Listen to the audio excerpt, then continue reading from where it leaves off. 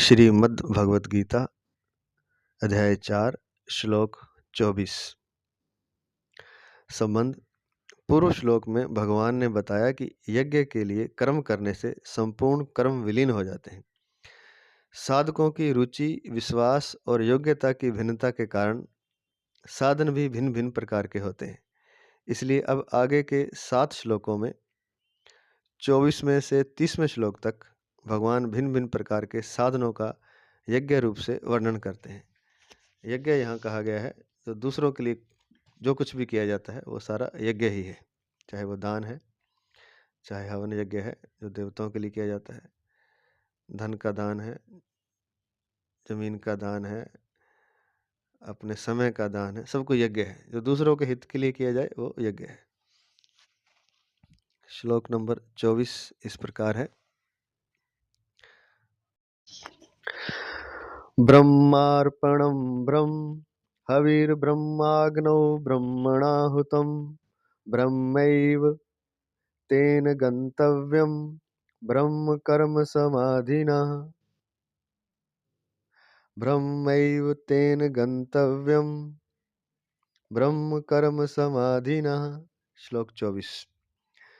अर्पण अर्थात जिस यज्ञ में अर्पण अर्थात जिससे अर्पण किया जाए वे श्रुक, श्रुवा आदि पात्र भी ब्रह्म है। हव्य पदार्थ तिल, जौ, घी आदि भी ब्रह्म है और ब्रह्म रूप कर्ता के द्वारा ब्रह्म रूप अग्नि में आहुति देना रूप क्रिया भी ब्रह्म है। ऐसे यज्ञ को करने वाले जिस मनुष्य की ब्रह्म में ही कर्म समाधि हो गई है उसके द्वारा प्राप्त करने योग्य फल भी ब्रह्म ही है।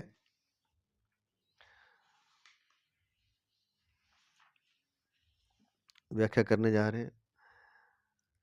प्रातः स्मरणीय, परम वंदनीय, परम श्रद्धेय भगवत तत्व प्राप्त महापुरुष स्वामी महाराज श्री स्वामी राम सुखदास जी महाराज, उनके ग्रंथ साधक संजीवनी से। तो व्याख्या इस प्रकार है। यज्ञ में आहुति मुख्य होती है।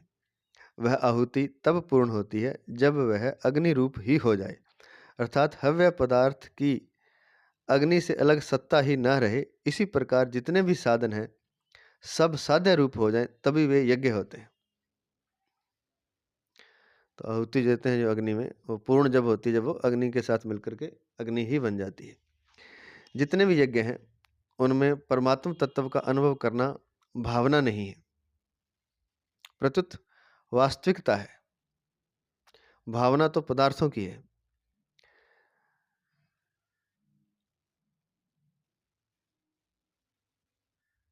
तो उसकी भावना नहीं है, कहने का तत्व जो परमात्म तत्व है उसका अनुभव करना है,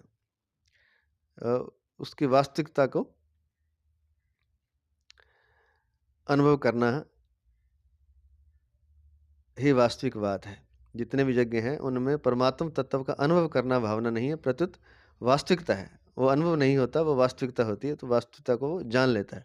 भावना तो पदार्थों की है और भावना तो कहते हैं कि पदार्थों की होती। इस 24वें श्लोक से 30वें श्लोक तक जिन यज्ञों का वर्णन किया गया है वे सब कर्म योग के अंतर्गत हैं। तो 24वें से 30वें श्लोक तक ये 7 श्लोक हो गए जिसमें अलग अलग प्रकार के यज्ञ बताए हैं, जिसमें दूसरों का हित होता है। डिटेल से बताएंगे। वे सब कर्म योग के अंतर्गत हैं। कारण कि भगवान ने इस प्रकरण के उपक्रम में भी तत्ते कर्म प्रक्ष्यामि यज्ञात्वा मोक्ष से शुभात 4:16 में जो आया था ऐसा कहा है। और उपसंहार में भी कर्मजान विद्धि तान सर्वानेवं ज्ञात्वा विमोक्ष्यसे 4:32 में आया है, आगे आएगा। ऐसा कहा है तथा बीच में भी कहा है यज्ञायाचरतः कर्म समग्रम प्रविलीयते 4:23 में हम कर चुके हैं। मुख्य बात यह है कि यज्ञकर्ता के सभी कर्म अकर्म हो जाएं। यज्ञ केवल यज्ञ परंपरा की रक्षा के लिए किए जाएं तो सब के सब कर्म अकर्म हो जाते हैं। अतः इन सब यज्ञों में कर्म में अकर्म का ही वर्णन है। तो कहने की बात यह है कि यज्ञ किए जाते हैं, यह दान यज्ञ है, अलग अलग यज्ञ अभी बताएंगे। तो मुख्य बात यह है कि यज्ञकर्ता के सभी कर्म जो हैं अकर्म हो जाएँ। तो कर्म अकर्म हो जाए तो फिर यज्ञ क्यों किए जाए? तो यज्ञ परंपरा की रक्षा के लिए किए जाएँ। बस ऐसे ही परंपरा की रक्षा के लिए, लेकिन वो कर्म अकर्म की तरह हो, उसके फल की कोई अ, प्राप्ति जीव ना चाहता हो, यज्ञ करने वाला। तो सब के सब कर्म अकर्म हो जाते हैं, अतः इन यज्ञों में कर्म में अकर्म का ही वर्णन है। ब्रह्मार्पणम ब्रह्म हविः, जिस पात्र से अग्नि में आहुति दी जाती है, उस श्रुक, श्रुवा आदि को यहाँ अर्पणम पद से कहा गया है। अर्प्यते अनेन इति अर्पणम, उस अर्पण को ब्रह्म ही माने। तो सब कुछ यहाँ ब्रह्म है, ऐसा बता रहे हैं कि जो श्रुवा होती है जिससे वो घी आदि डाला जाता है, और जो भी पात्र होते हैं, तो उससे अग्नि में आहुति दी जाती है। उस श्रुक और श्रुवा आदि को यहाँ अर्पणम पद से कहा गया है। अर्प्यते अनेन इति अर्पणम, उस अर्पण को ब्रह्म ही माने। तिल, जौ, घी आदि जिन पदार्थों का हवन किया जाता है, उन हव्य पदार्थों को भी ब्रह्म ही माने। ब्रह्माग्नो ब्रह्मणा हुतम, आहुति देने वाला भी ब्रह्म ही है। गीता 13वें अध्याय का दूसरा श्लोक। जिसमें आहुति दी जा रही है वह अग्नि भी ब्रह्म ही है, और आहुति देना रूप क्रिया जो हो रही है वह भी ब्रह्म ही है, ऐसा माने। ब्रह्म कर्म समाधिना, जैसे हवन करने वाला पुरुष श्रुवा, हवि, अग्नि आदि सबको ब्रह्म का ही स्वरूप मानता है, ऐसे ही जो प्रत्येक कर्म में कर्ता, करण, कर्म और पदार्थ सबको ब्रह्म रूप ही अनुभव करता है, उस पुरुष की ब्रह्म में ही कर्म समाधि होती है, अर्थात उसकी संपूर्ण कर्मों में ब्रह्म बुद्धि होती है। तो जैसे यहाँ लिखा है कि हवन करने वाला पुरुष, हवन में उपयुक्त होने वाले पात्र श्रुवा आदि, हवि जिस जिन चीज़ों का हवन किया जा रहा है, तिल, जौ, घी आदि का, वो हवि, और अग्नि जिसमें हवन किया जा रहा है, तो सबको ब्रह्म का ही स्वरूप मानता है। ऐसे ही जो प्रत्येक कर्म में जो करता है, करने वाला, जिन साधनों से कर्म किया जाता है, जिनको करण कहा जाता है, शरीर है, इंद्रियां हैं, मन है, बुद्धि है, पदार्थ है, और फिर कर्म है और पदार्थ, सबको ब्रह्म रूप ही अनुभव करता है, उस पुरुष की ब्रह्म में ही कर्म समाधि होती है। तो ऐसा जो सब कुछ ब्रह्म मानता है, उसकी ब्रह्म में ही कर्म समाधि होती है, अर्थात उसकी संपूर्ण कर्मों में ब्रह्म बुद्धि होती है। उसके लिए संपूर्ण कर्म ब्रह्म रूप ही बन जाते हैं। ब्रह्म के सिवाय कर्मों का अपना कोई अलग स्वरूप रहता ही नहीं, सब कुछ उसके लिए ब्रह्म ही हो जाता है। ब्रह्म ब्रह्मैव तेन गंतव्यम, ब्रह्म में ही कर्म समाधि होने से जिसके संपूर्ण कर्म ब्रह्म रूप ही बन गए हैं, उसे फल के रूप में निस्संदेह ब्रह्म की ही प्राप्ति होती है। तो ये बहुत अच्छी बात लिखी है कि जिसके संपूर्ण कर्म ब्रह्म रूप ही हैं, वो कर्ता भी ब्रह्म मानता है, करण भी, कर्म भी, पदार्थ भी, तो उसका जो फल आएगा वो भी ब्रह्म ही आएगा। तो ब्रह्म में ही कर्म समाधि होने से जिसके संपूर्ण कर्म ब्रह्म रूप ही बन गए हैं, उसे फल के रूप में निस्संदेह ब्रह्म की ही प्राप्ति होती है। कारण कि उसकी दृष्टि में ब्रह्म के सिवाय और किसी की स्वतंत्र सत्ता रहती ही नहीं। इस 24वें श्लोक को शिष्ट जन भोजन के समय बोलते हैं, जिससे भोजन रूप कर्म भी यज्ञ बन जाए। भोजन रूप कर्म में ब्रह्म बुद्धि इस प्रकार की जाती है। तो जब भोजन आदि करते हैं तब ये श्लोक बोला जाता है, तो जिससे कि भोजन रूप कर्म भी यज्ञ बन जाए। भोजन रूप कर्म में ब्रह्म बुद्धि इस प्रकार की जाती है। नंबर 1, जिससे अर्पण किया जाता है वह हाथ भी ब्रह्म रूप है। सर्वतः पाणिपादम तथा, गीता 13वें अध्याय का 13वां श्लोक। नंबर 2, भोजन के पदार्थ भी ब्रह्म रूप हैं। अहम्य वाज्यम, गीता 9वें अध्याय का 16वां श्लोक। जो पदार्थ है भोजन के वो भी ब्रह्म रूप है। नंबर 3, भोजन करने वाला भी ब्रह्म रूप है। ममे वांशो जीव लोके, गीता 15वें अध्याय का 7वां श्लोक। क्योंकि मेरा ही अंश है जीव जो है, तो ये भगवान का श्लोक है 15वें अध्याय का 7वां। तो कहने का तात्पर्य कि भोजन करने वाला भी ब्रह्म रूप है। नंबर 4, जठराग्नि भी ब्रह्म रूप है। अहम वैश्वानरः, गीता 15वें अध्याय का 14वां श्लोक, कि मैं ही भोजन पचाता हूँ, ऐसा उसमें लिखा है। अहम वैश्वानर, मैं अग्नि बन करके पेट में भोजन पचाने वाला भी मैं हूँ। तो जठराग्नि भी ब्रह्म रूप है।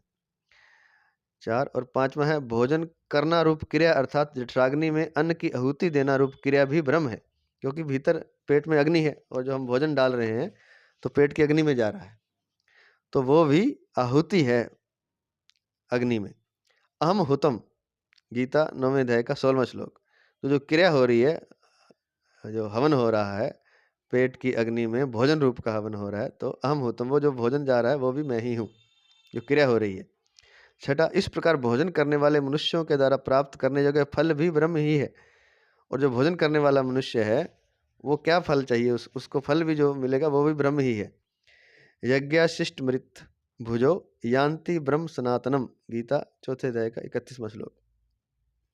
तो सब कुछ ब्रह्म ही है, जो फल मिलेगा इस प्रकार भोजन करने वाले मनुष्य के द्वारा प्राप्त करने योग्य फल भी, उसके द्वारा क्या करने, संसार की वस्तुएं मनुष्य के प्राप्त करने योग्य नहीं है, वो ब्रह्म प्राप्त करने के लिए ही इस जीवन में आया है, इसलिए उसके द्वारा जो मनुष्य के द्वारा प्राप्त करने योग्य जो फल है वह भी ब्रह्म ही है।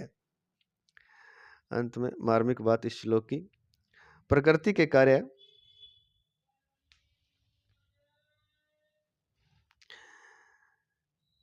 संसार का स्वरूप है, क्रिया और पदार्थ।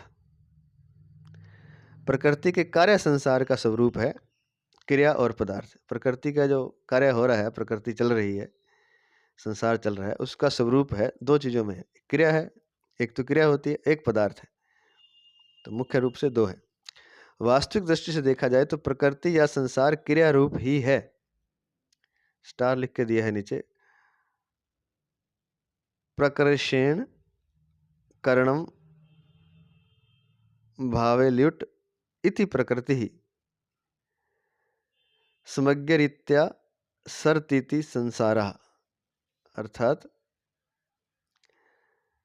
प्रकृति या संसार क्रिया रूप ही है, वो क्रिया ही हो रही है वहाँ, कारण कि पदार्थ एक क्षण भी स्थिर नहीं रहता, उसमें निरंतर परिवर्तन होता रहता है, अतः वास्तव में पदार्थ परिवर्तन रूप क्रिया का पुंज ही है।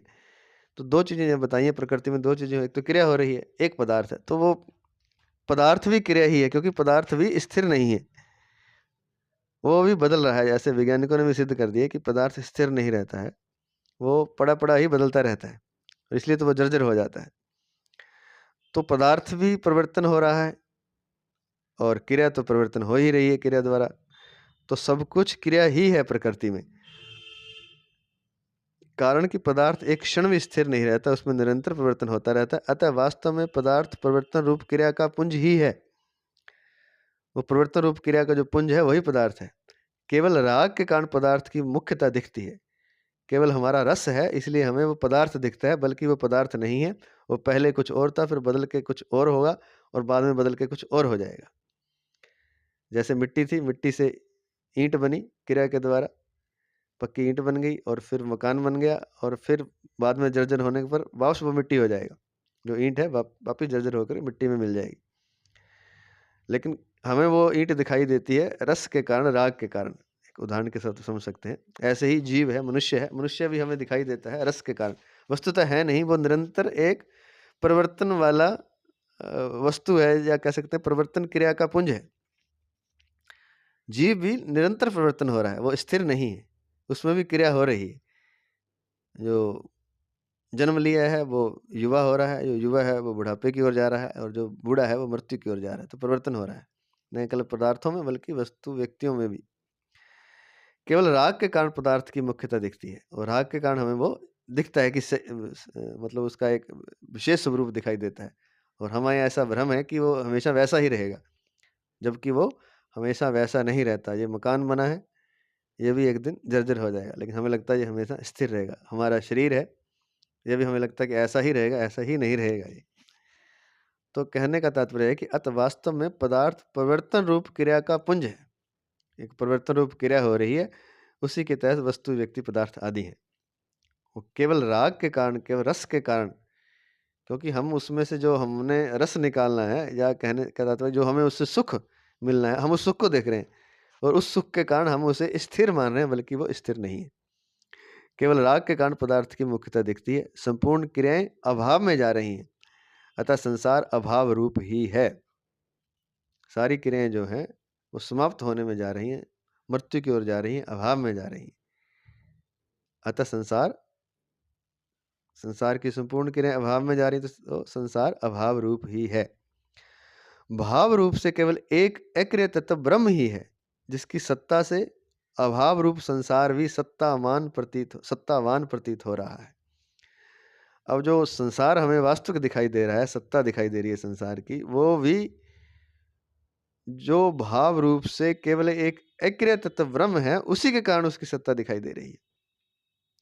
संसार जो हमें दिखाई दे रहा है वो भी ब्रह्म के कारण ही दिखाई दे रहा है। अक्रिय तत्व ब्रह्म ना हो तो यह संसार भी प्रतीत ना हो।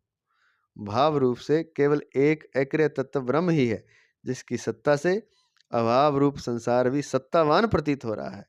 संसार की अभाव रूपता को इस प्रकार से समझ सकते हैं।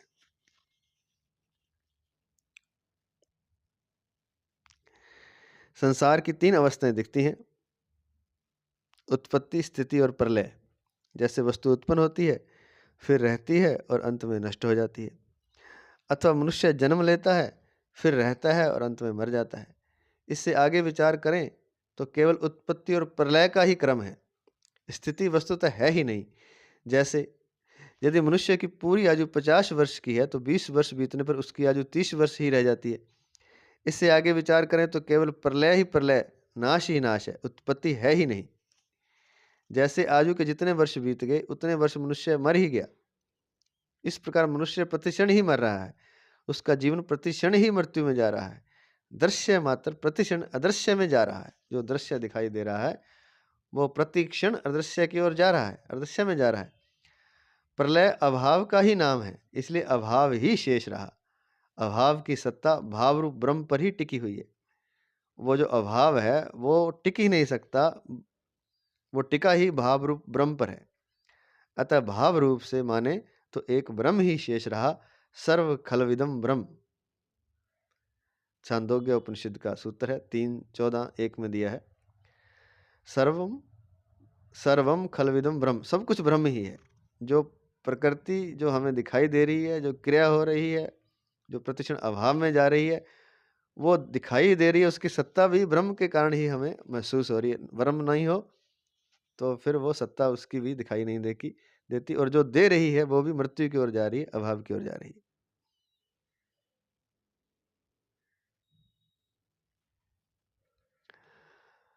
वासुदेव सर्वम, गीता 7वें अध्याय का 19वां श्लोक। और कोई भक्ति की दृष्टि से देखता है तो फिर वो ये कहता है कि सब जगह भगवान ही भगवान है, कृष्ण ही कृष्ण है। वासुदेवा सर्वम, सब कुछ ब्रह्म है, सब कुछ भगवान है, श्री कृष्ण है। और जो ज्ञान की दृष्टि से देखता है वो कहता है सर्वम खलविदम ब्रह्म, सब कुछ ब्रह्म ही है, वस्तु व्यक्ति पदार्थ कण कण ही ब्रह्म है। अगला श्लोक, श्लोक नंबर 25। श्लोक नंबर 25 इस प्रकार है: दैवमेवापरे यज्ञं योगिनः पर्युपासते, ब्रह्माज्ञावपरे यज्ञं यज्ञेनैवोपजुह्वति। अन्य योगी लोग दैव भगवद अर्पण रूप यज्ञ का ही अनुष्ठान करते हैं, और दूसरे योगी लोग ब्रह्म रूप अग्नि में विचार रूप यज्ञ के द्वारा ही जीवात्मा रूप यज्ञ का हवन करते हैं। अन्य योगी लोग दैव अर्थात भगवद अर्पण रूप यज्ञ का ही अनुष्ठान करते हैं, और दूसरे योगी लोग ब्रह्म रूप अग्नि में विचार रूप यज्ञ के द्वारा ही जीवात्मा रूप यज्ञ का हवन करते हैं। व्याख्या इस प्रकार है: दैव मेवा परे यज्ञम योगिना पर्युपासते।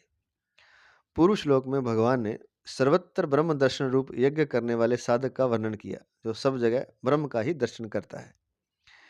यहाँ भगवान अपरे पद से उससे भिन्न प्रकार के यज्ञ करने वाले साधकों का वर्णन करते हैं। दैव में वापरे आया ना अपरे पद, तो उससे अलग जो यज्ञ करते हैं, भिन्न प्रकार के यज्ञ करने वाले साधकों का वर्णन करते हैं। यहाँ योगिनः पद यथार्थ कर्म करने वाले निष्काम साधकों के लिए आया है। संपूर्ण क्रियाओं तथा पदार्थों को अपना और अपने लिए न मानकर उन्हें केवल भगवान का और भगवान के लिए ही मानना दैव यज्ञ अर्थात भगवद अर्पण रूप यज्ञ है।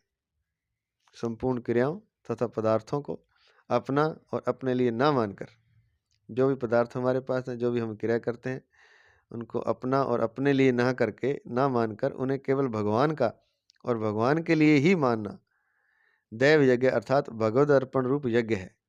भगवान देवों के भी देव हैं, इसलिए सब कुछ उनके अर्पण कर देने को ही यहाँ दैव यज्ञ कहा है। तो एक तो तरीका ये है। और किसी भी क्रिया और पदार्थ में किंचन मात्र भी आसक्ति, ममता और कामना न रखकर उन्हें सर्वथा भगवान का मानना ही दैव यज्ञ का भली भांति अनुष्ठान करना है।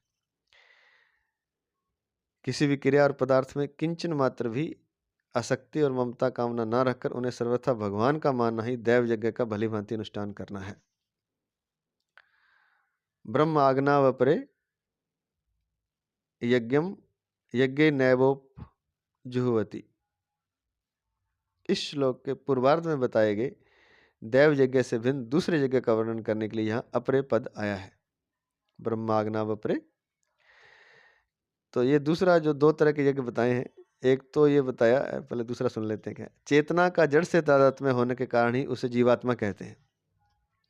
हम चेतन स्वरूप जो हमारे भीतर है, उसका शरीर आदि, शरीर इंद्रिय मन बुद्धि पदार्थ आदि से ये जड़ तत्व है, उनसे उन जड़ तत्वों से उसका तादात्म्य हो जाता है।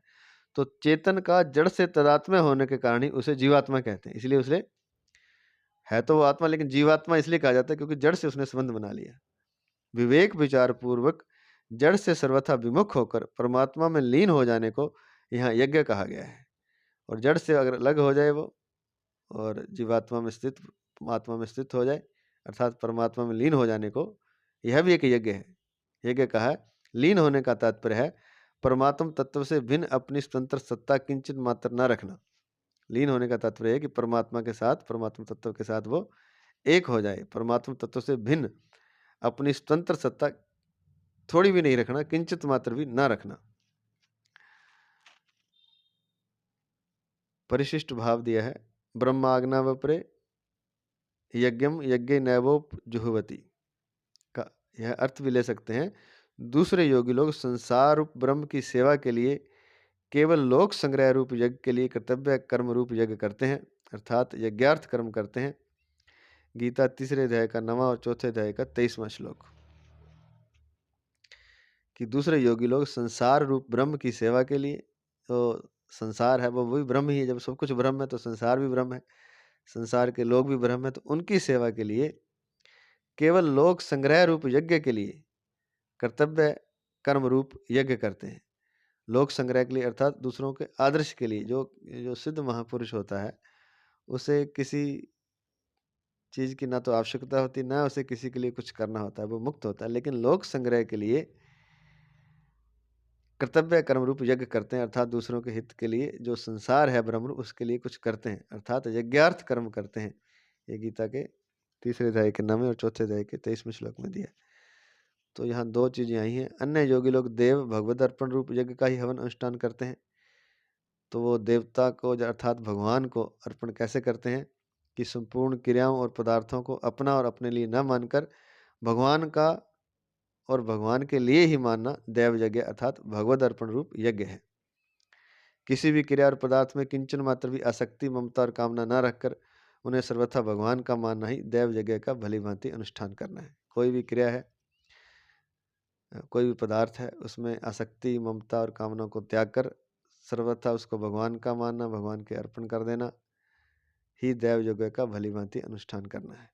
एक तो ये बताया। दूसरा इन्होंने बताया था दूसरे योगी लोग ब्रह्म रूप अग्नि में विचार रूप यज्ञ के द्वारा जीवात्मा रूप यज्ञ का हवन करते हैं। तो चेतना का इन्होंने बताया कि जड़ से तादात्म्य हो जाता है। तो जो यज्ञ करता है साधक, वो ये करता है कि जड़ से अपना संबंध विच्छेद कर लेता है। वो कैसे करता है? विचार रूप यज्ञ के द्वारा, विचार के द्वारा, विवेक के द्वारा जड़ से विमुख होकर परमात्मा में लीन हो जाता है जब वो, तो ये भी एक यज्ञ है। तो लीन होने का तात्पर्य परमात्मा तत्व से भिन्न अपनी स्वतंत्र सत्ता किंचित मात्र न रखना। तो ये दो तरीके बता दिए। एक तो भगवान को सब कुछ अर्पण कर देते हैं, क्रिया पदार्थ आदि को, और अपना और अपने लिए नहीं मानते। दूसरे जड़ से अपना संबंध विच्छेद कर लेते हैं अपने विवेक विचार द्वारा, तब वो परमात्मा में स्थित हो जाते हैं। तो यह भी एक यज्ञ है। अगला श्लोक है श्लोक नंबर 26। श्रोत्रादीनीन्द्रियाण्ये संयमाग्निषु जुह्वति शब्दादीनि विषयान्ये इंद्रियाग्निषु जुह्वति। अन्य योगी लोग श्रोत्रादि समस्त इंद्रियों का संयम रूप अग्नियों में हवन किया करते हैं और दूसरे योगी लोग शब्दादि विषयों का इंद्रिय रूप अग्नियों में हवन किया करते हैं। तो दो तरह के यज्ञ इस श्लोक में बताए हैं। व्याख्या इस प्रकार है। क्षुत्रादीनि इंद्रियाण्यने संयमाग्निषु जुह्वति। यहाँ संयम रूप अग्नियों में इंद्रियों की आहुति देने को यज्ञ कहा गया है। तात्पर्य यह है कि एकांत काल में श्रोत्र अर्थात कान, त्वचा, नेत्र, रसना और घ्राण अर्थात नासिका, ये पांचों इंद्रियां अपने अपने विषयों कर्मशः शब्द स्पर्श रूप रस और गंध की ओर बिल्कुल प्रवृत्त ना हो, इंद्रियां संयम रूप ही बन जाएं। कब? एकांत काल में। तो अपने अपने विषयों की ओर प्रवृत्त ना हो, इंद्रियां संयम ना करें बल्कि संयम रूप ही बन जाएं। पूरा संयम तभी समझना चाहिए जब इंद्रियां, मन, बुद्धि तथा अहम इन सब में राग आसक्ति का सर्वथा अभाव हो जाए। गीता दूसरे अध्याय का 58वां, 59वां और 68वां श्लोक।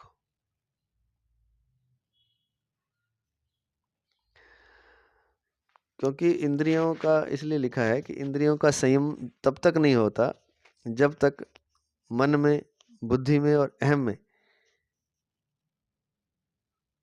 विषयों के प्रति राग आसक्ति का अभाव नहीं हो जाता। शब्द स्पर्श रस रूप जो विषय हैं, इन विषयों के प्रति मन में, बुद्धि में और अहम में जब तक राग आसक्ति का सर्वथा अभाव ना हो जाए तब तक पूरा संयम नहीं समझना चाहिए। इंद्रियों को तो हम रोक भी सकते हैं कुछ देर के लिए, लेकिन वो कभी भी इंद्रियां हमें धोखा दे सकती हैं। वो अपने विषयों की ओर प्रवृत्त हो सकती हैं। खासकर जब साधक एकांत काल में किसी गुफा में या किसी एकांत स्थान में, जंगल आदि में, वन में या अपने घर पर ही एकांत में, तो इन चीज़ों को एक बार तो रोक लेता है। श्रोत्र, त्वचा, नेत्र, रसना और घ्राण, ये पांचों इंद्रियां अपने अपने विषयों की ओर प्रवृत्त नहीं होती उस समय ध्यान की अवस्था में, शब्द स्पर्श रूप रस गंध की ओर। तो एक तरह संयम तो हो जाता है, लेकिन संयम रूप नहीं बन पाती। संयम रूप कब बनेगी? क्योंकि जब ध्यान से हटा तो वो इंद्रियां फिर अपना, क्योंकि ध्यान रहता नहीं तो फिर इंद्रियां अपना कार्य करना शुरू कर देती हैं, शब्द स्पर्श रस रूप गंध की ओर आकृष्ट हो जाती हैं।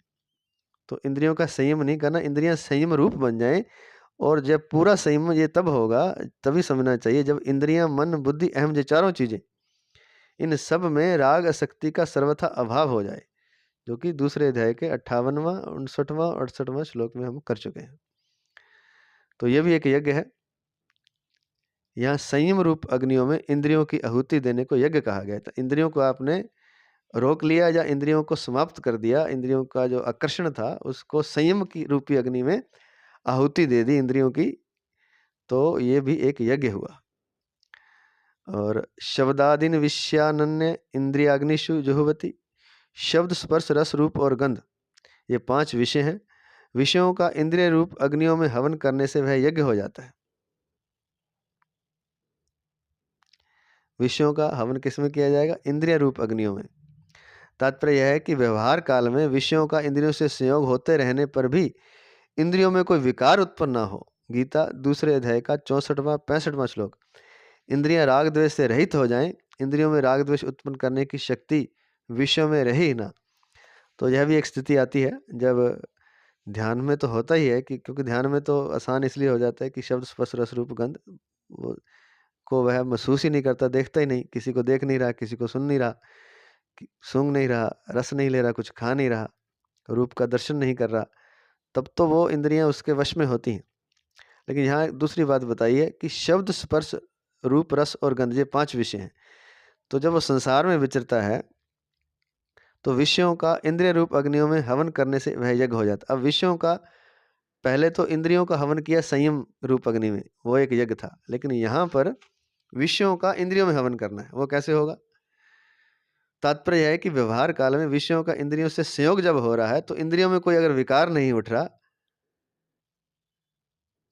इंद्रियां राग द्वेष से रहित हो जाएं, इंद्रियों में राग द्वेष उत्पन्न करने की शक्ति विषयों में न रहे, इतनी संयम हो जाए इंद्रियां, इतनी शांत हो चुकी हों ध्यान द्वारा समाधि द्वारा कि व्यवहार काल में विषय का संपर्क होने से भी, जैसे आंख ने किसी रूप को देख भी लिया तो भी मन में कोई, इंद्रिय में कोई राग द्वेष नहीं हुआ, राग द्वेष उत्पन्न करने की शक्ति उस दर्शन उस रूप में नहीं रही, अर्थात अंततः तो वो मन में ही जाकर के क्षोभ पैदा करता है जो विषय हमने देखा है। तो विषय पहले इंद्रियों में होता है क्षोभ, इंद्रियों में उसके प्रति राग या द्वेष होता है। अगर सुंदर रूप दिखा तो फिर राग हो जाएगा, और सुंदर रूप नहीं दिखा आंख द्वारा तो द्वेष हो जाएगा। ऐसे ही बाकी शब्द रस रूप गंध के बारे में भी समझना चाहिए। तो विषयों का इंद्रियों में हवन कब होगा? जब विषयों का संपर्क तो हुआ इंद्रियों से, पर इंद्रियों में कोई क्षोभ नहीं आया, राग द्वेष नहीं पैदा हुआ, इंद्रियों में राग द्वेष उत्पन्न करने की शक्ति विषयों में रहे ही नहीं। तो इस श्लोक में कहे कि दोनों प्रकार के यज्ञों में राग आसक्ति का सर्वथा अभाव होने पर ही सिद्धि अर्थात परमात्मा प्राप्ति होती है। तो ये दो प्रकार के योग तो यज्ञ इसमें बताए गए, तो जो अभी कर चुके हम।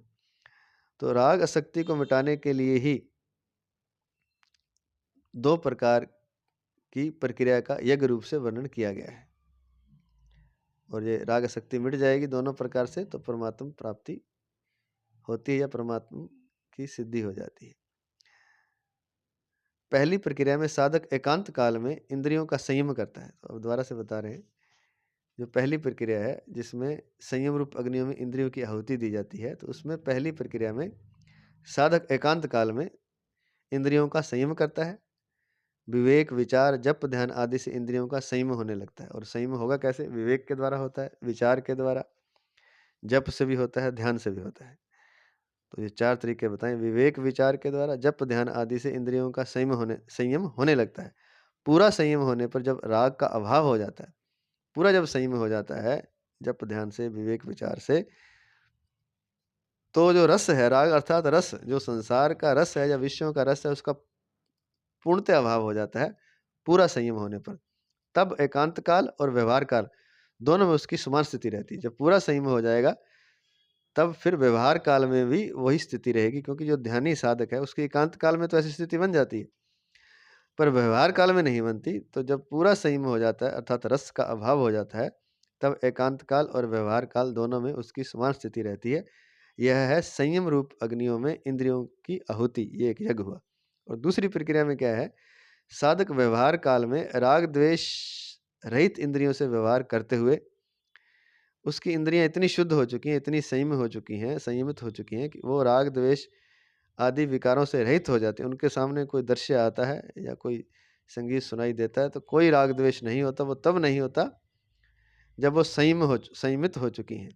तो दूसरी प्रक्रिया में साधक व्यवहार काल में राग द्वेष रहित इंद्रियों से व्यवहार करते हुए मन बुद्धि और अहम से भी राग द्वेष का अभाव कर देता है। तो पहले तो इंद्रियों से राग द्वेष का अभाव करता है, फिर मन बुद्धि और अहम से भी राग द्वेष का अभाव कर देता है। राग का अभाव होने पर अर्थात जो संसार का रस है, विषयों का जो रस है, उसका अभाव होने पर व्यवहार काल और एकांत काल दोनों में उसकी समान स्थिति रहती है। अगला श्लोक है,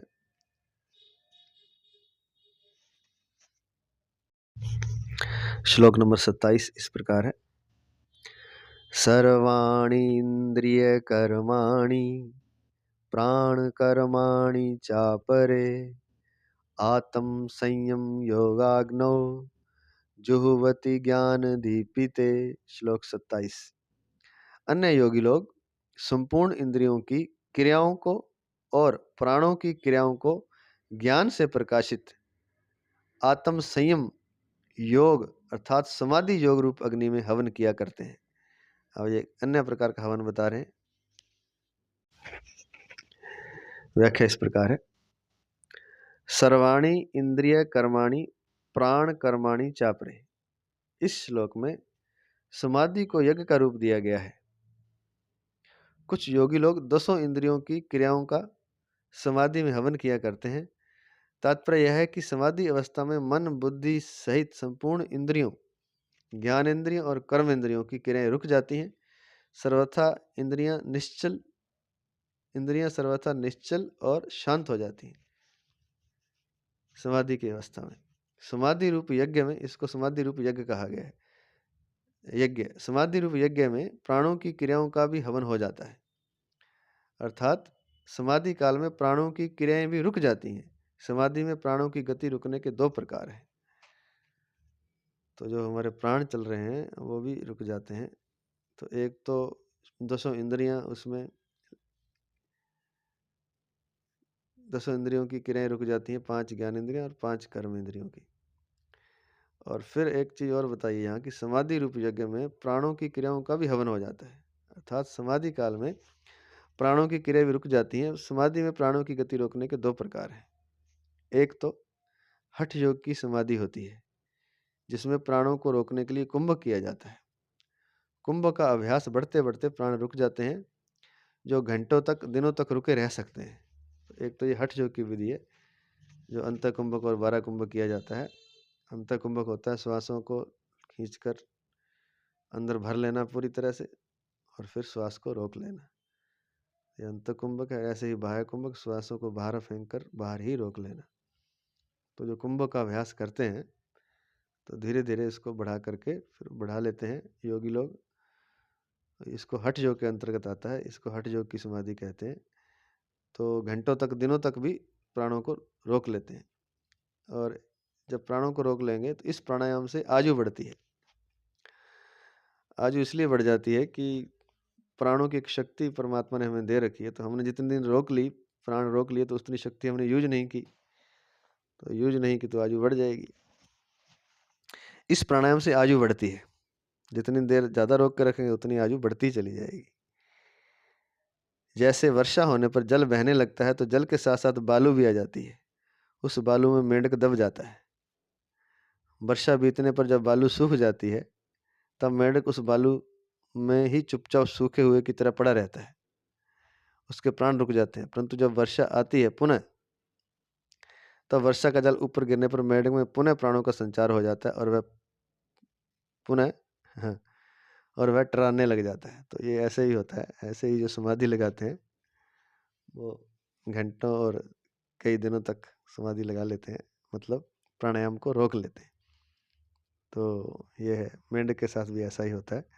उसमें भी भगवान की ऑटोमेटिक समाधि लगती है। दूसरे प्रकार में मन को एकाग्र किया जाता है। मन सर्वथा एकाग्र होने पर प्राणों की गति अपने आप रुक जाती है। तो एक तो ये हठ योग का तरीका है।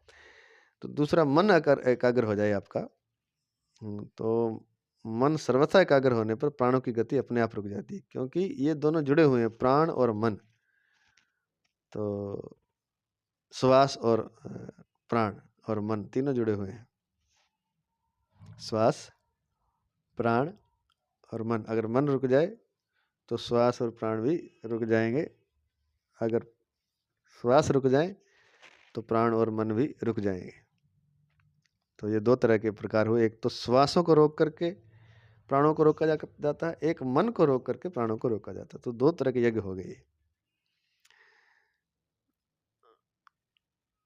ज्ञान दीपिते पद है, जो शब्द है, समाधि और निद्रा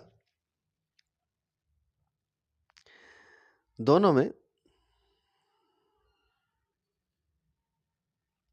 कारण शरीर से संबंध रहता है।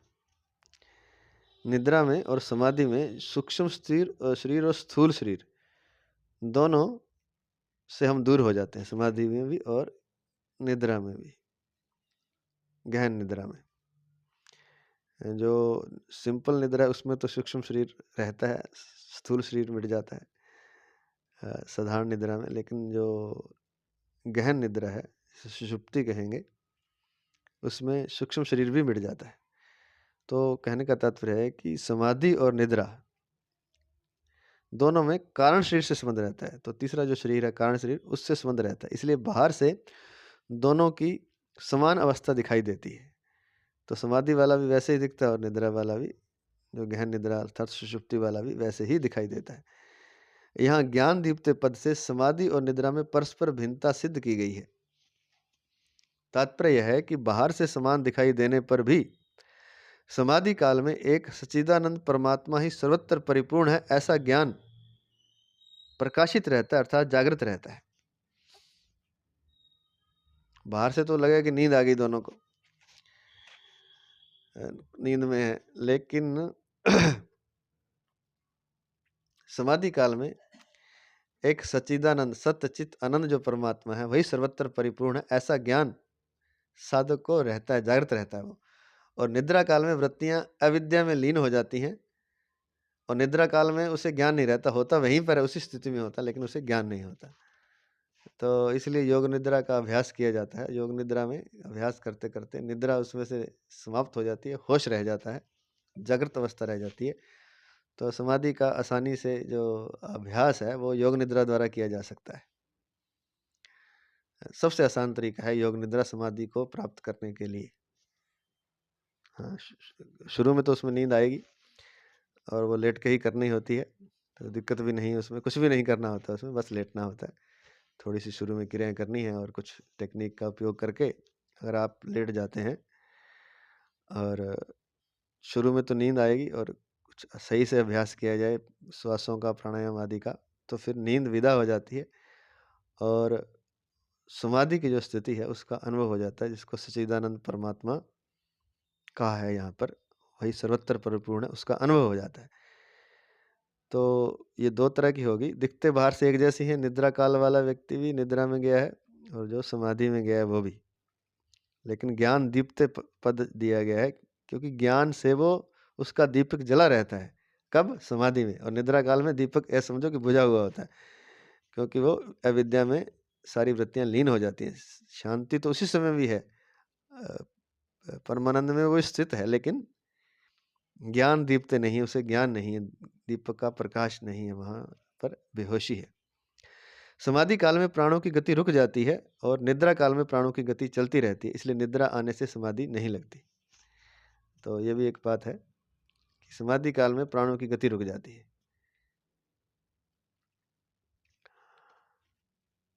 तो एक शून्य की अवस्था और उसमें साधक जागृत रहता है, और निद्रा काल में उसका अंतर, दोनों में अंतर पहचानना हो कि समाधि में है कि नींद में है, तो नींद में उसकी श्वास चलती रहेगी। तो ये भी एक अंतर, इसलिए निद्रा आने से समाधि नहीं लगती, क्योंकि समाधि में नींद प्राण रुकने चाहिए, समाधि में नींद में रुकते नहीं, इसलिए नींद आने पर वो समाधि फिर लगती नहीं। आत्म संयम योगाग्नो जुहुवती। चित्त वृत्ति निरोध रूप अर्थात समाधि रूप यज्ञ करने वाले योगी लोग इंद्रियों तथा प्राणों की क्रियाओं का समाधि योग रूप अग्नि में हवन किया करते हैं। अर्थात मन बुद्धि से संपूर्ण इंद्रियों और प्राणों की क्रियाओं को रोककर समाधि में स्थित हो जाते हैं। मन को रोक लेते हैं, बुद्धि को रोक लेते हैं, संपूर्ण इंद्रियों और प्राणों की क्रियाओं को रोककर समाधि में स्थित हो जाते हैं। समाधि काल में संपूर्ण इंद्रियां और प्राण अपनी चंचलता खो देते हैं, एक सच्चिदानंद घन परमात्मा का ज्ञान ही जागृत रहता है। तो ये भी दो प्रकार बता दिए यहाँ। एक तो दसों इंद्रियां उसमें लीन हो जाती हैं, तो समाधि रूप यज्ञ में प्राणों की क्रियाओं का हवन तो एक तो हठ योग द्वारा होता है, एक मन को रोकने द्वारा होता है। तो मन के रोकने का जो है वो पतंजलि योग सूत्र में चित्त वृत्ति निरोध रूप बताया उसको।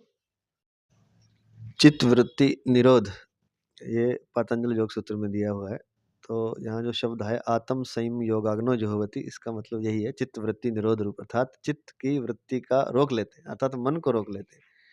अर्थात समाधि रूप यज्ञ करने वाले लोग, योगी लोग इंद्रियों तथा प्राणों की क्रियाओं का समाधि योग रूप अग्नि में हवन किया करते हैं। अर्थात मन बुद्धि से संपूर्ण इंद्रियों और प्राणों की क्रियाओं को रोककर समाधि में स्थित हो जाते हैं।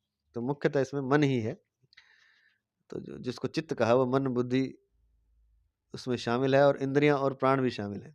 तो तभी वो चित्त वृत्ति पूरी तरह से निरोध होगी, जब आपके प्राण भी रुक जाएंगे, इंद्रियां भी संयमित तो होंगी और मन और बुद्धि तो रुक ही जाएंगे, तब वो समाधि रूप यज्ञ यहाँ उसको कहा गया है। तो एक ये भी तरीका है, एक प्राणों द्वारा रोक के है, श्वास द्वारा, और एक मन को रोक के, तो दो तरह के ये यज्ञ हैं।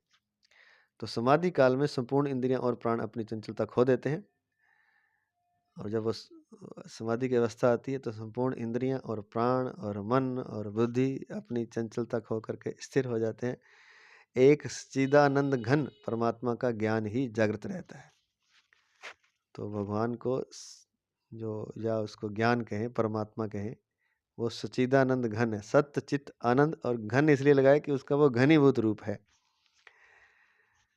तो पहले भी बता चुके हैं, जैसे रुई की बहुत बड़ा ढेर होता है, उसको कंप्रेस करके एक छोटे ढेर में छोटी गांठ बना दी जाती है, तो वो घनीभूत रूप हो जाता है रुई का। ऐसे ही समाधि की जिस अवस्था का यहाँ वर्णन कर रहे हैं, जब मन बुद्धि इंद्रियां और प्राण की क्रियाएं सब रुक जाती हैं, उस समय सच्चिदानंद घन परमात्मा का ज्ञान जागृत रहता है, अर्थात उसका अनुभव होता है, या वही रहता है एक, जो कि सत्य है। सत्य भी वही है, सत्य चित्त है, चैतन्य है और आनंद रूप है। सत्य चित्त सच्चिदानंद, सत्य चित्त आनंद से बना है सच्चिदानंद। तो सत्य चित्त आनंद परमात्मा का ज्ञान ही जागृत रहता है, जो कि घन रूप अर्थात घनीभूत रूप में होता है। अंतिम श्लोक है, 10 मिनट और कर लेते हैं। 28वां। द्रव्ययज्ञास्तपो यज्ञा योग यज्ञास्तथा परे स्वाध्याय ज्ञान यज्ञाश्च यतयः संशितव्रताः यतयः संशितव्रताः। दूसरे कितने ही तीक्ष्ण व्रत करने वाले प्रयत्नशील साधक द्रव्य में यज्ञ करने वाले हैं, और कितने ही तपो यज्ञ करने वाले हैं, और दूसरे कितने ही योग यज्ञ करने वाले हैं, तथा कितने ही स्वाध्याय रूप ज्ञान यज्ञ करने वाले हैं। अब ये 4 यज्ञ और बता दिए। यहाँ व्याख्या इस प्रकार है। यतः संशित व्रतः, अहिंसा, सत्य, अस्तेय अर्थात चोरी का अभाव, ब्रह्मचर्य और अपरिग्रह, भोग बुद्धि से संग्रह का अभाव, अपरिग्रह अर्थात भोग बुद्धि से संग्रह का अभाव, ये 5 यम हैं। स्टार लिख के दिया है नीचे, योग दर्शन का सूत्र है, 2.10 में दिया है, 2.30 में योग दर्शन में, योग दर्शन पुस्तक में। अहिंसा सत्यास्ते ब्रह्मचर्या परिग्रह यमः। तो ये 5 प्रकार के यम हैं, जैसे यम नियम आसन प्राणायाम प्रत्याहार धारणा ध्यान समाधि, पतंजलि योग सूत्र में। तो पहला उसका यम है। यम में 5 प्रकार होते हैं, अहिंसा, सत्य, अस्तेय अर्थात अचौर्य अर्थात चोरी का अभाव, ब्रह्मचर्य और अपरिग्रह अर्थात इकट्ठा नहीं करना, भोग बुद्धि से संग्रह का अभाव। थोड़ा तो इकट्ठा करना इसलिए कि जीवन निर्वाह के लिए, लेकिन अगर भोग बुद्धि से उसका संग्रह कर रहा है तो उसका अभाव अपरिग्रह कहलाता है। तो ये 5 यम हैं, जिन्हें महाव्रत के नाम से कहा गया है। शास्त्रों में इन महाव्रतों की बहुत प्रशंसा महिमा है। इन व्रतों का सार यही है कि मनुष्य संसार से विमुख हो जाए। इन व्रतों का पालन करने वाले साधकों के लिए यहाँ संशित व्रतः पद आया है।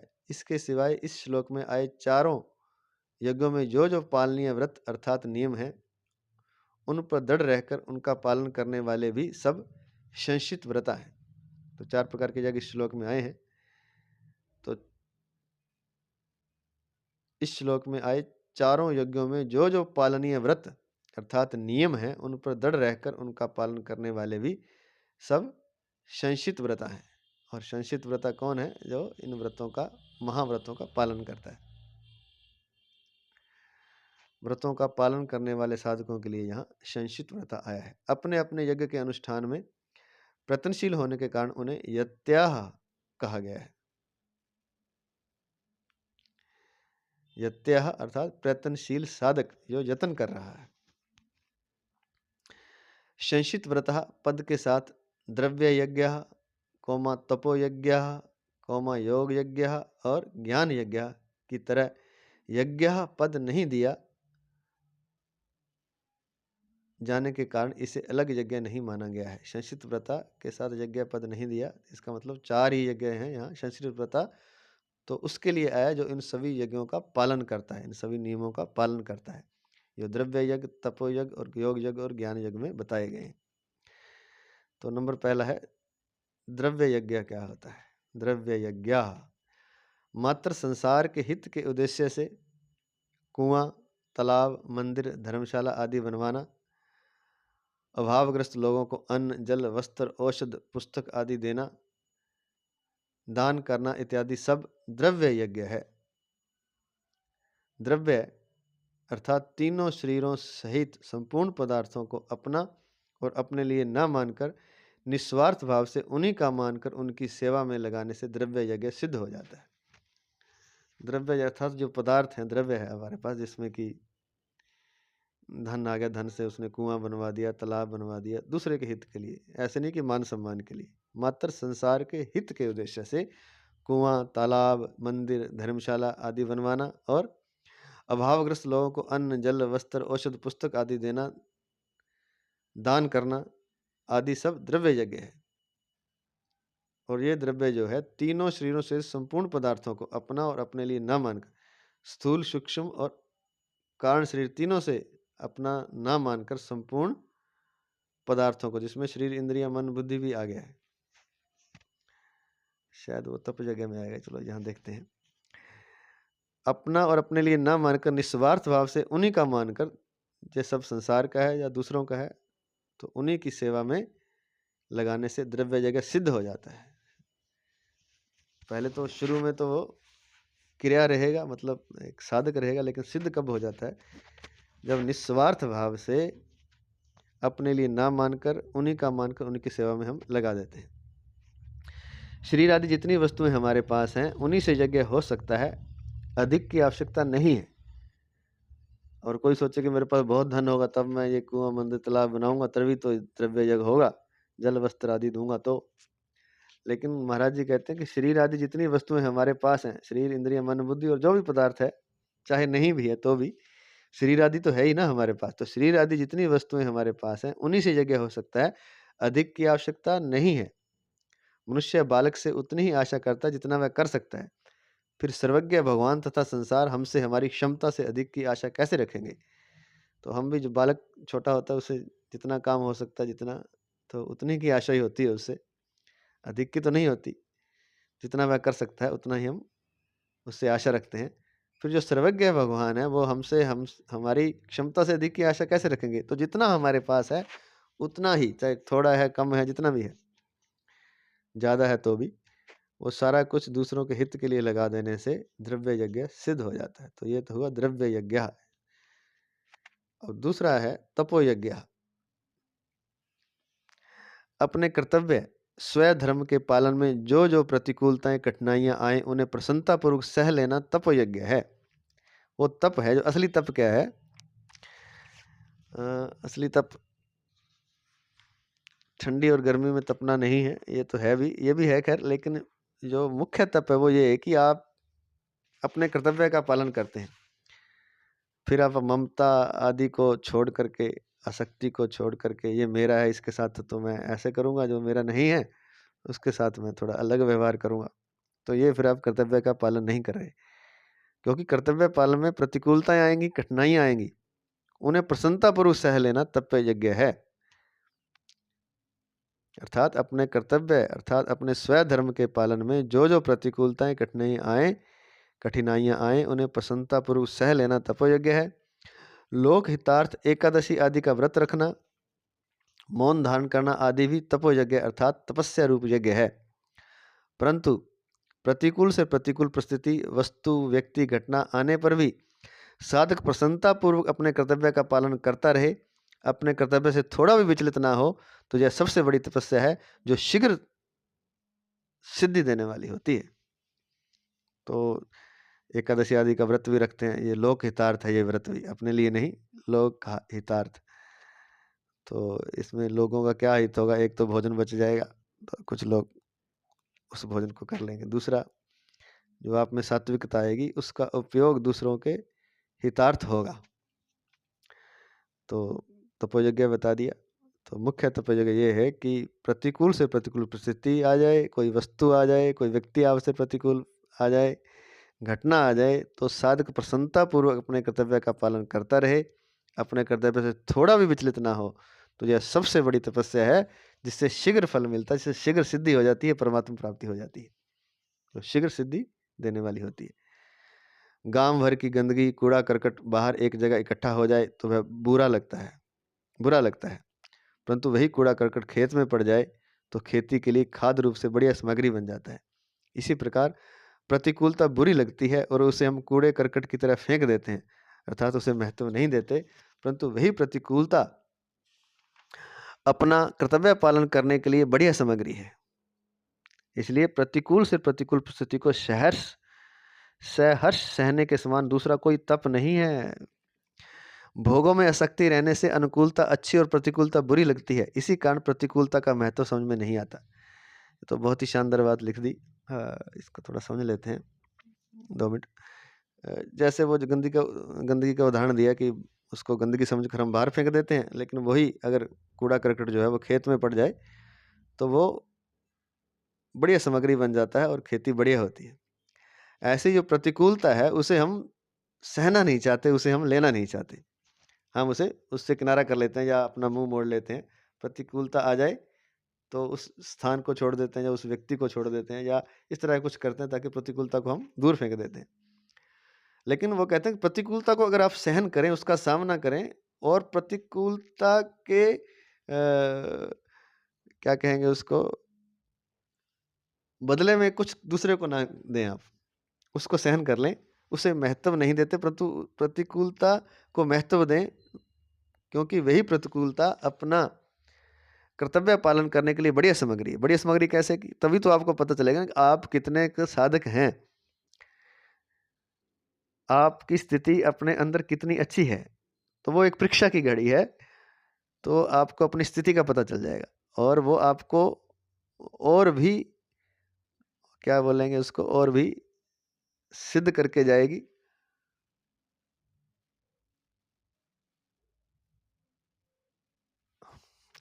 इसलिए प्रतिकूल से प्रतिकूल परिस्थिति को सहर्ष सहने के समान दूसरा कोई तप नहीं है, कोई तप नहीं है इसके समान। अगर हम प्रतिकूल से प्रतिकूल, खाली प्रतिकूल नहीं, बुरी से बुरी परिस्थिति को भी सहर्ष हम सह जाएं तो ऐसा कोई तप नहीं है। भोगों में आसक्ति रहने से अनुकूलता अच्छी और प्रतिकूलता बुरी लगती है। अब क्यों नहीं सह सकते हम, उसका भी कारण बता दिया। क्योंकि भोगों में हमारी आसक्ति है, हम भोग भोगना चाहते हैं, हम सुख लेना चाहते हैं, मुख्य कारण ये। इसलिए जो प्रतिकूल परिस्थिति आती है उसमें सुख तो मिलता नहीं, उसमें दुख मिलता है, इसलिए वो प्रतिकूलता बुरी लगती है।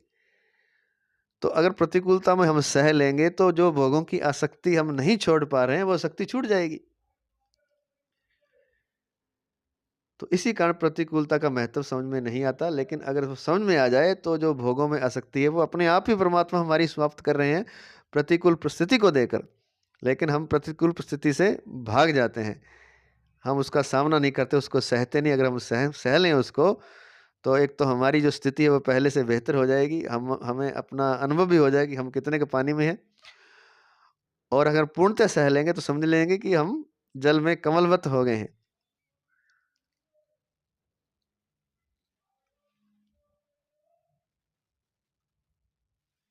और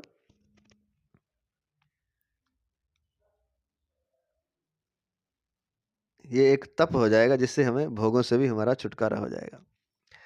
तो सबसे बड़े बता दिया इन्होंने कि प्रतिकूल से प्रतिकूल परिस्थिति को सहर्ष सहने के समान दूसरा कोई तप नहीं है।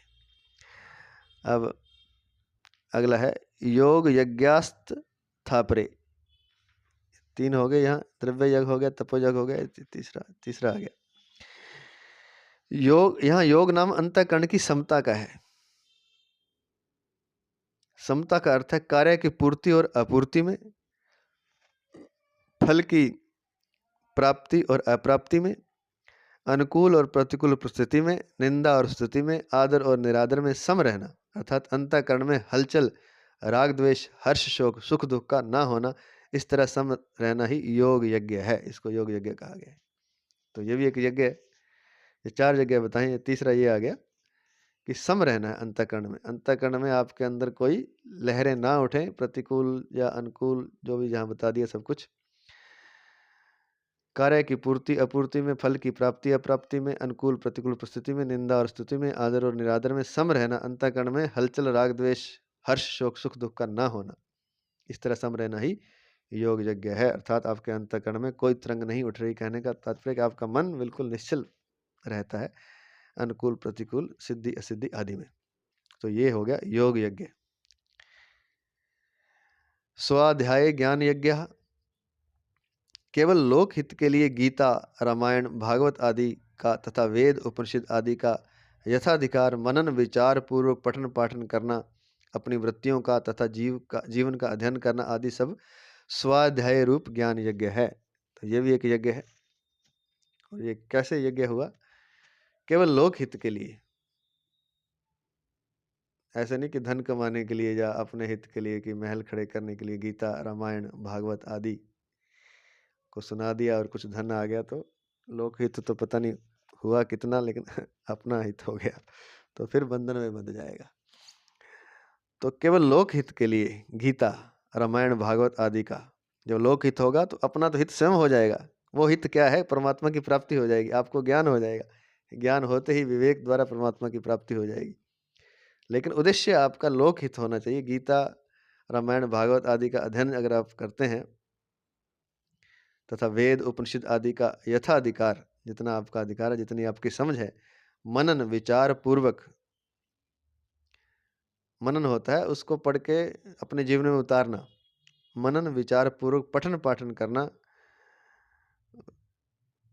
पढ़ना और पाठ करना होता है, उसको बार बार उच्चारण करना। जैसे श्लोकों का उच्चारण करे तो ये पाठ हो गया, पाठन हो गया। पठन पाठन करना, अपनी वृत्तियों का तथा जीवन का अध्ययन करना और उसकी सहायता से, शास्त्रों की सहायता से, गीता, रामायण, भागवत, उपनिषद, वेद आदि की सहायता से अपनी वृत्तियों का, क्योंकि हम अपने मन को, अपनी वृत्तियों को समझ नहीं सकते। उस दृष्टि से हम बिल्कुल मूर्ख हैं एक तरह से, क्योंकि मन इतना सूक्ष्म है, इतना सूक्ष्म जाल है मन का। उसको समझने के लिए इन गीता आदि, रामायण आदि, भागवत आदि, वेद उपनिषद की सहायता लेनी पड़ती है। उनकी सहायता के बिना हम समझ नहीं सकते। तो अपनी वृत्तियों का तथा जीवन का अध्ययन करना किसके द्वारा? इन शास्त्रों के द्वारा। आदि सब स्वाध्याय रूप ज्ञान यज्ञ। ये भी ज्ञान यज्ञ है। इससे भी परमात्मा प्राप्ति होती है। गीता के अंत में कब होती है? जब लोक हित के लिए हम करते हैं तब। और अपने जीवन को समझते हैं, अपनी वृत्तियों को समझते हैं, अपने जीवन का अध्ययन करते हैं इन शास्त्रों के प्रकाश में, तो यह ज्ञान यज्ञ है। तो गीता के अंत में भगवान ने कहा है कि जो इस गीता शास्त्र का अध्ययन करेगा उसके द्वारा मैं ज्ञान यज्ञ से पूजित होऊंगा, ऐसा मेरा मत है। 18वें अध्याय का 17वां श्लोक। तात्पर्य यह है कि गीता का स्वाध्याय ज्ञान यज्ञ है। गीता के भावों में गहरे उतरकर विचार करना, उसके भावों को समझने की चेष्टा करना आदि सब स्वाध्याय रूप ज्ञान यज्ञ है। तो ये भी साथ साथ बता दिया कि ज्ञान यज्ञ क्या है। तो दोबारा से सुन लेते हैं। गीता के अंत में भगवान ने कहा है कि जो इस गीता शास्त्र का अध्ययन करेगा, मात्र अध्ययन करेगा, उसके द्वारा मैं ज्ञान यज्ञ से पूजित होऊंगा, ऐसा मेरा मत है। 18वें अध्याय का 17वां श्लोक है। तात्पर्य है कि गीता का स्वाध्याय ज्ञान यज्ञ है। गीता के भावों में गहरे उतरकर विचार करना, जो भाव दिए हैं, जो विचार हैं, उसका विचार करना, उसके भावों को समझने की चेष्टा करना। समझे चाहे ना, चेष्टा तो कर रहा है ना, चेष्टा करना, और भावों में गहरे उतरकर विचार करना आदि सब स्वाध्याय रूप ज्ञान यज्ञ है। हम इसमें एक और जोड़ना चाहते हैं कि उन भावों में को उतरकर विचार करना और उनके भावों को समझने की चेष्टा करना और उनको अपने जीवन में उतारने की चेष्टा करना। ये भी, ये यहाँ तो नहीं लिखा, हम इसमें जोड़ना चाहते हैं, क्षमा चाहते हैं। और हो सकता है ये बात सही हो, गलत भी हो। तो ऐसा हमारा विचार है कि उनको अपने जीवन में भी लाने की चेष्टा भी कर लेंगे, तब भी स्वाध्याय रूप ज्ञान यज्ञ हो जाएगा। तो भगवान कहते हैं कि उसके द्वारा मैं ज्ञान यज्ञ से पूजित होऊंगा, ऐसा मेरा मत है। तो आज इतना ही। 18वें अध्याय का 17वां श्लोक एक बार देख लेते हैं क्या है। 18वें अध्याय का 17वां श्लोक इस प्रकार है। इसकी व्याख्या तो जब अंत में ही करेंगे, थोड़ा सा देख लेते हैं। अध्येष्यते च या इमं धर्म्यं संवादमावयोः ज्ञाने यज्ञेन तेनहमिष्टः स्यामिति मे मितिः। जो मनुष्य हम दोनों के इस धर्म में संवाद का अध्ययन करेगा, उसके द्वारा मैं भी ज्ञान यज्ञ से पूजित होऊंगा, ऐसा मेरा मत है। ये भगवान कह रहे हैं अर्जुन से, क्योंकि सारे श्लोक हो चुके हैं, सारी गीता पूर्ण हो चुकी है। तो जो कह रहे हैं कि हम दोनों का जो संवाद है, जो धर्म में संवाद है, उसका जो अध्ययन करेगा बाद में, उसके द्वारा मैं ज्ञान यज्ञ से पूजित होऊंगा, ऐसा मेरा मत है, ऐसा भगवान का मत है। तो ये ज्ञान यज्ञ है, गीता का अध्ययन भी एक तरह से। तो आज इतना ही। जय श्री कृष्ण, जय श्री कृष्ण, जय श्री कृष्ण।